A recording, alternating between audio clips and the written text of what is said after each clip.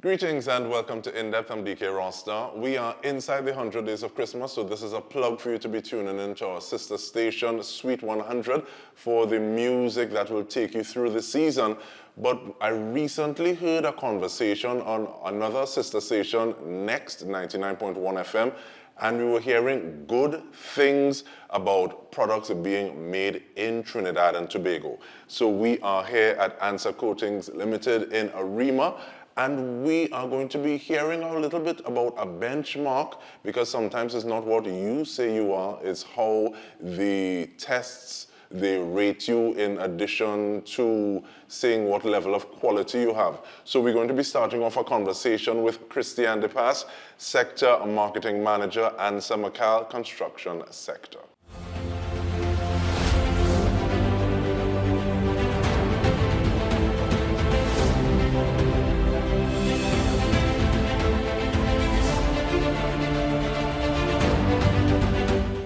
Mr. Pastor, I want to thank you so much for making the time. We're very happy to be here versus having a Zoom conversation. But give us an overview of the benchmarking exercise that would have been commissioned. Thanks. Yeah, sure. Thanks for having me, DK. So what we did, Ansa Coatings, and on a wider scale, our Ansa Coating Construction Sector, undertook this benchmarking study. What we did was we evaluated 10 categories of decorative coatings and primer type coatings that included locally manufactured paints as well as international paints that are popular on the market. Now, we did this across the sector, which incorporates our units in different islands, including Systems Paints Grenada Limited, Bridger Paints Barbados Limited, and Bridger Paints Jamaica Limited. So we used competitors that were local to each country, as well as the foreign counterparts that more or less span across the region. And I'm glad that we're not calling any names apart from those that originate from this neck of the woods. But what are some of the things that you would have found? Because normally, and it may be good, bad, or indifferent, sometimes we think to get a certain level of quality, we need to find something that originates from outside of our shores. So what did the benchmarking that you commissioned have to say about that? Right, yeah. So, I mean, that was a really big message that came out of this for us. What we found in 80% of the tests that we did, a local product came out as number one, and in many cases, number 1, 2, and 3. So what that has done is prove that our local products that are manufactured here locally are 80% of the time better than international products. And in the other 20%, they are right up alongside in terms of quality and long-lasting effects of the paint. I'm real happy to be having this conversation while people are thinking about, okay, we need to touch up here, we need to put a little, because sprucing up for Christmas and these sorts of things. But you spoke about 80% versus that 20, where top versus neck and neck. What are some of those actual areas, in terms of the distinctive areas, that would have been topped?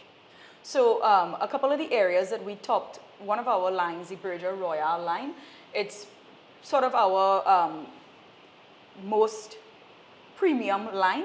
It's a water-based product. So we topped the number 1 water-based ultra-premium interior category with Bridger Royale, and that is against all of the international brands as well.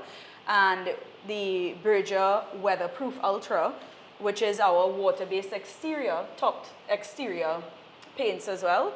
And then we have a product called Systems Aqua Gloss. It's one of our favorite products. It's a water-based gloss paint. And that would also came in as the number 1 water-based gloss paint across all of the brands. And what's interesting is in the category where we had the Bridger Weatherproof Ultra as number 1, Systems WeatherGuard Pro was number 2. And where we had Systems Aqua Gloss as number 1 in that category, Bridger Royale Gloss ranked number 2. So that's where we see a lot of our products ranking within the top 3, not only just the number 1s, but throughout the 10 different categories, we've ranked very highly as well. What kind of message do you think that sends in terms of the fact that you're able to do so well in these rankings along the criteria that were measured? Well, I think when you look at the #1 rankings, we have an interior and exterior and a gloss paint. It's not that we're ranking #1 in one type of paint. And what this says is we've really done a great job working hard at our chemistry. We've done a really good job of making our products that world-class level where we're outranking international products. A big part of that speaks to the chemistry that we developed to withstand our Caribbean climates. These tests were done to withstand what our paints are used for within our region. And what it shows, what we've always known to be true, but we now have evidence of, is that our paints really do work better in the countries in which we operate than the international paints. And with that, break down the distinctions between Berger, Sissons, and Penta, thank you. Are there big demarcations? How do you say, okay, is it that we're just putting this group under this name, or how do you make that difference? Well, I would say Berger, Sissons, and Penta didn't start off that way. Ansa Coatings is a collaboration of those three brands over time. They've been added to the portfolio. So what we've done and what we strive to continue doing is creating a variety of products that offers value to every type of consumer. So we ensure that the chemistry and the usability and so on is really good in the Berger line, the Sissons line, and the Penta line. But because we have these different brands with different inputs and different colors and different types of products, what we're able to do is provide from economy paint up to ultra premium. So you'll find our ultra premium paints are in the Berger brand, but we have a lot of premium level paints in the Sissons brand as well. What's interesting to note is the Penta has always been more of an attainable category for us, that we try to ensure that we're bringing top quality across the market so everyone can afford a really good quality paint. It's something that we strive for as a company. And Penta, in these benchmarking results, has done extremely well. They've gotten results of between excellent to superb in every category across the testing. So it gives us that comfort of knowing that our aim to produce real, valuable, quality products across the value chain has been realized. And the way that you keep on stressing doing the work, making sure that this is happening so that you're on top of the game, how does that translate into people as well, in terms of the investing, developing members of the team? Because sometimes you may have a good product, but it doesn't go as far as you want it to because of the persons on the team. Yeah. So how does that work? So we do a number of things from the Ansa Coatings Limited perspective. We have our labs here, in-house, our chemists, different technical areas, different technical people within the labs. They're all very highly trained to international standards. And we also have, like we partner with the UE and so on. We bring in students to work internships so that we can ensure that we're giving back and that we're making those inroads to be able to create jobs for these types of people. But what we really focus on is making sure that we are advancing our people, so we're investing in our resources to ensure that we are building a future that is sustainable for the company in a way that the technology doesn't leave with someone, or we don't have to employ technology from another country. So that's how we ensure we're investing in our employees here, hiring local and growing them to ensure that we have that in-house and that we retain that sort of knowledge. And I appreciate that fact, both in terms of building in-house as well as having those internships, because I think sometimes people need to see that something is possible to realize, hey, I don't need to go outside to be able to be working in an environment that is at a certain level of quality. But in terms of, and we're going to be speaking with the sector supply chain manager in just a bit, but before we leave though, or before we go to break, what is the one thing that you'd want someone to take away from the benchmarking, commissioning, and the results that would have appeared? So the big message here for me is, and always will be, is the proof now that we have that local is as good as and better than the international brands.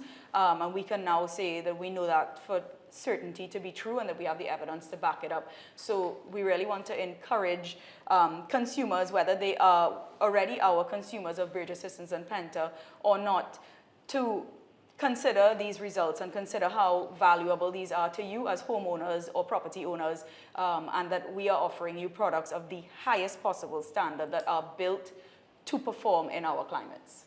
I want to thank you so much, Christiane DePaz, Sector Marketing Manager, Ansa Construction Sector.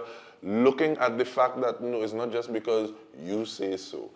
The science and the tests have said so. So definitely something to be proud about, being able to do this from Trinidad and Tobago to homes and houses with love, and also in the region as well. Yes, across the region. Thank you so much. So we take a short break. We come back with more. Stay with us.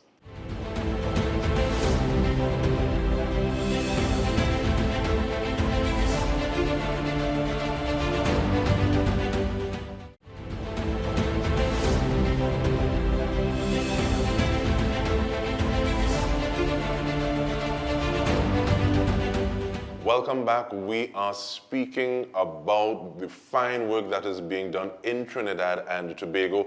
Looking at the fact that Ansa Coatings commissioned a benchmarking study, we continue the conversation with John Jinguri, Sector Supply Chain Manager at Ansa Construction Sector. Now, we started speaking with Ms. DePaz, Mr. Jinguri, and we want to thank you for coming to fill in some of those the technical sides of it. You're sharing the conversation. But in terms of the actual factors of things that were evaluated and assessed, take us through some of those increments, please. All right, well, thanks for having me. So before I go into what was assessed and the factors, I want to really underscore why we did the benchmark study in the first place. And the truth of it is, we are always trying to improve. We are always trying to do better than we did yesterday. And the reason we went through the benchmarking study is to see where we ranked against the competitors. When we did the test, we actually didn't expect it to be as good results as we got.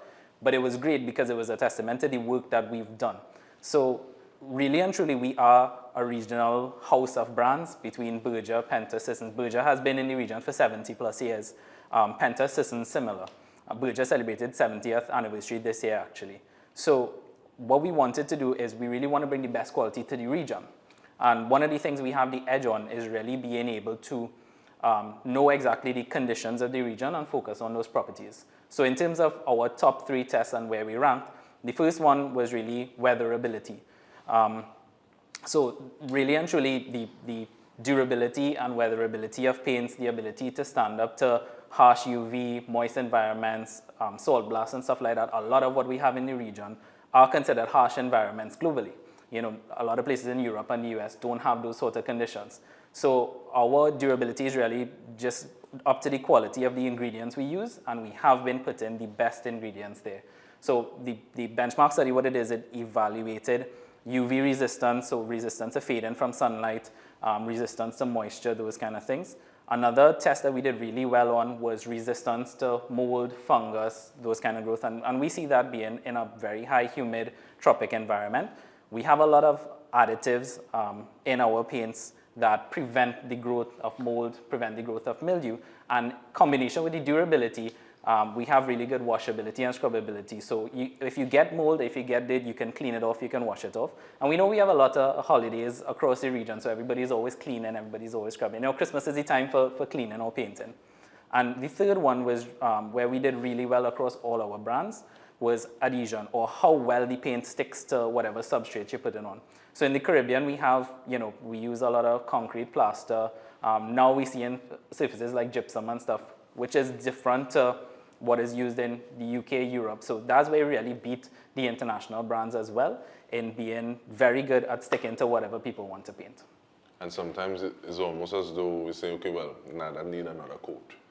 So, and in terms of how it's sticking.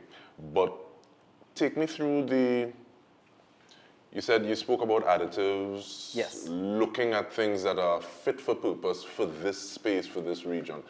Has the fact that the weather has been changing a little bit, has that factored into the way that you would go about creating products? Because even if you look at like fruit trees, there's some mango trees now or other fruit trees that are a bit confused.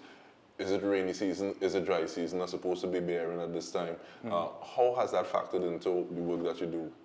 So actually, I think one of the main things that it has factored in is, while we have the kind of spreading of the wet season as well as, sometimes in the dry season, it's really, really hot. The main thing that we've put a lot of energy into is our colorant system. So over the last couple of years, we've upgraded the colorants that we use to be much better quality. So it resists the fading that you get when that sun is blasting during the dry season. But it also doesn't wash out when you're in the wet season where you see, sometimes you see a wall is painted and you see patches of white and patches of color. We've spent a lot of time, a lot of money, and there have been some hiccups along the way, but we've resolved a lot of them now to be able to repeatedly give very vibrant colors that will stand up to the weather, that will stand up to the fading. And not asking for trade secrets, but how long does it take on average where you see an issue and you said, okay, this is something that I want to address? Is it maybe a matter of, okay, well, you can't lean on that wall because you might end up with something on your clothes, or you want something that will have a little less of a smell when you're applying it so that people can move things back in as quickly as possible. This is issue X.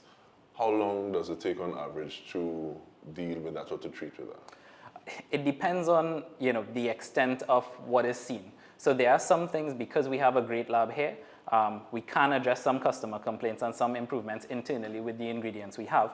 That is usually done, within a 2-month period, and you get a better product out of it. However, when you have to do a huge upgrade, or when like right now we're doing some projects where, I know Christian before would have talked about our water-based gloss, the ones that came out #1. So that oil paint that has the scent that, you paint it today and you're smelling it for 4 days. We have low VOC or low odor gloss paint. So you can paint that oil paint on your raw tire and on your gates. No, you had to break that down for me. What's VOC? Oh, sorry. So VOC is volatile organic compounds. So it's that chemical smell that you have. So historically, paints were made with a lot of solvents, which we know now and we are learning is not the best for the environment. So towards our ESG or environment sustainability goals, and towards, just looking after our customers, we are bringing out products that don't have those chemicals and those solvents, but still give the same performance. So to do something like that, that takes upwards of a year sometimes. We have really great partners. We have really great suppliers. A lot of our materials come from the USA and Europe, so top quality, first world stuff. So those big projects take a year, 2 years sometimes, but we always hammer behind it and get it done. And we have about 2 minutes more. You spoke about where it is you're getting some of your source inputs from. Yeah. A song that many people have been singing is supply chain issues. Yes. What has that been like in this instance? For me personally, it's been terrible. It's the single source of the most sleepless nights. However, the reality of it is we have an advantage by having homegrown talent. We have a team of chemists. We have our own lab. We've been able to react to a lot of issues. We've been able to reformulate when you have product shortages. And we've been able to maintain the quality of product that we need. Occasionally, you here and there, you have a product that you don't see for a couple of months, but we always get it done because the supply chain issues are here. I think they're here to stay in just this era of globalization. Everything is so connected and so dependent. But our local workforce, our lab, our production factories, and each of the islands that we have allow us to be first back on the market whenever there's a problem. I'm really glad that you spoke to being able to reformulate, because sometimes you may want to do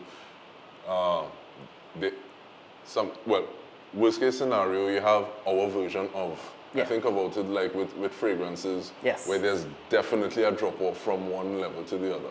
But in being able to deal with that and to treat with that in-house, because you have invested in the personnel, I think it really speaks to the company itself and what it is you're trying to do.